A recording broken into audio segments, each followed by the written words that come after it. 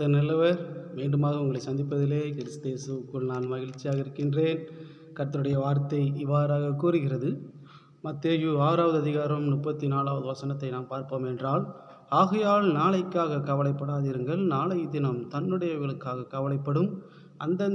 அந்தந்த நாளுக்கு அதினதின் பாடுகள் போதும் என்று இயேசு கிறிஸ்து சொன்ன காரியத்தை நாம் பார்க்கின்றோம்.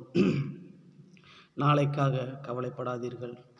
நாளைய தினம் அதுதான் கவலைப்பட வேண்டுமே தவிர நாம் கவலைப்படக்கூடாது. எண்ணத்தை உண்போம், எண்ணத்தை உடுப்போம், எண்ணத்தை குடிப்போம் என்று தன்னுடைய தேவைக்காக நாம் புலம்பாமல் இயேசு கிறிஸ்துவை நோக்கி வேதம் சொல்கிறது 33வது வசனத்திலே, முதலாவது தேவனுடைய ராஜ்யத்தையும் அவருடைய நீதியும் தேடுங்கள், அப்பொழுது இவைகளெல்லாம் உங்களுக்கு கூட கொடுக்கப்படும் என்று சொல்லப்பட்ட காரியத்தை நாம் நினைவு கூறும் பொழுது, ஒன்றுக்கும் கவலைப்படாமல், ஒன்றுக்கும் திகையாமல், ஒன்றுக்கும் புலம்பாமல் அவருடைய ராஜ்யத்தையும் அவருடைய நீதியும் நாம் தேடும் பொழுது உங்களுக்கு இவைகளெல்லாம் கூட கொடுக்கப்படும் என்று இயேசு கிறிஸ்து சொன்ன அந்த வார்த்தையை நாம் விசுவாசிக்கும் பொழுது தேவன் நமக்கு அவர் அற்புதங்களை செய்ய அவர் வல்லவராகவே இருக்கிறார்.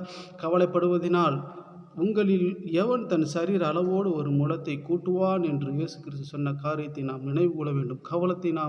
கவலையை நாம் தூக்கி எறிய வேண்டும். கவலைப்படுவதனால் எவன் தன் சரீரத்தில் ஒரு முழம் கூட்டுவான் குறைப்பான்? அது முடியவே முடியாது. உலகம் உங்களை வெறுக்கலாம், உலகம் உங்களை பகைக்கலாம், உலகம் உங்களை பார்த்து நகைக்கலாம். ஆனால் நம்மை படைத்த தேவன் அவர் உள்ளங்கைகளிலே வரைந்திருக்கிறார். உள்ளங்கைகளில் தூக்கி சுமப்பார், நம்மை ஆற்றி தேற்றி வழி நடத்துவார்.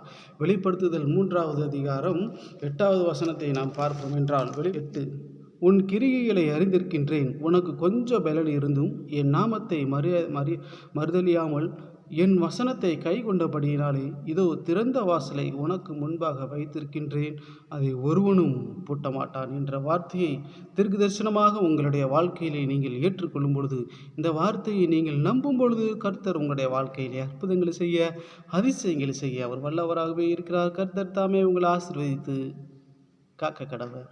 ஆமென்.